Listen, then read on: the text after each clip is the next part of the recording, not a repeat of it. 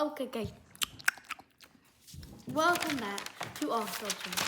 And today I have got kaiju rama. And for this one, we've got Scar King versus Mechagodzilla. This is randomized, and it is not always going to be fair. I try to make them fair, but I try to make them not fair at the same time. They're randomized. But, you know, Scar King, Mechagodzilla, that's as best I can do as of right now. Let's get started. 3 attributes, 1 winner. Starting with speed. If you did not know, Mechagodzilla has jet boosters on its back. And Scar King, well, it's not a mechanized Titan, so that's not going to work that way. And Scar King is definitely fast, probably one of the fastest apes in, like we've seen in the Monsterverse. You know, it's not gonna be that easy. If Mechagodzilla uses its jet boosters, there's no competition, and Mechagodzilla is already getting the edge in speed. But what if Mechagodzilla doesn't do this? Well, it's very, very close. But we have to note that Mechagodzilla is made to be mechanized and be great in every attribute, and Scar King wasn't really meant to be that way, even though he's strong. Though we know this, we are now going to give the speed edge to Mechagodzilla thanks to his biological attributes of being mechanized and built to be fast. But for category 2, we're going to talk about auxiliary weaponry. This one is going to come down to why. Scar King basically just wields weapons. Outside of that, he doesn't really have any weapons outside of like smashing people and stuff. But he also doesn't have a tail that he can use as a limb, which is going to be tough.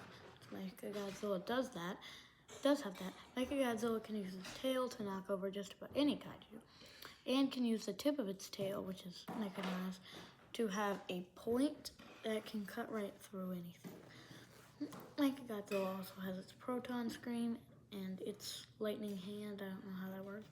It just has lightning bolts come across its hand, and then punch someone or something. And then they obviously are knocked out for about 3 seconds temporarily. We saw him do this to Godzilla and GVK. Given that, the edge will go to Mechagodzilla for auxiliary weaponry. Now it's down to the last attribute, and that attribute is going to be stamina. And this attribute is going to already be handed to Scar King, because Mechagodzilla, even with his jet boosters, cannot stay fast for long. His jet boosters are not meant to make him fast. They're meant to keep him in the air temporarily. Given this, Scar King obviously takes the edge in stamina because he can go on all 4s or 2 legs. Because of that ability, he definitely takes the edge in stamina. But now, by compiling all of our data, we can see that there is no competition here, and that Mechagodzilla is the clear winner. How does this happen? Well, first of all, Mechagodzilla is just built to beat anything, specifically the G-Man himself, and he is definitely going to put it into Scar King. He would likely do something like immediately seeing Scar King, even with Scar King without Shimo, obviously, seeing this giant, powerful ape standing at 318 feet in height, Mechagodzilla would likely immediately decide that this fight is going to have to end quickly, using its proton screen to outmaneuver Skar King. And if this proton screen was able to get to Skar King, he would be paralyzed temporarily, not giving Mechagodzilla enough time to use its jet boosters, get to Skar King, and knock him out in any sort of way possible. With this being said, Mechagodzilla is the winner. But let me know in the comments if you're that crazy person who thinks Skar King should have won. But obviously, tell me if I'm right too. Like and subscribe if you want more content like this.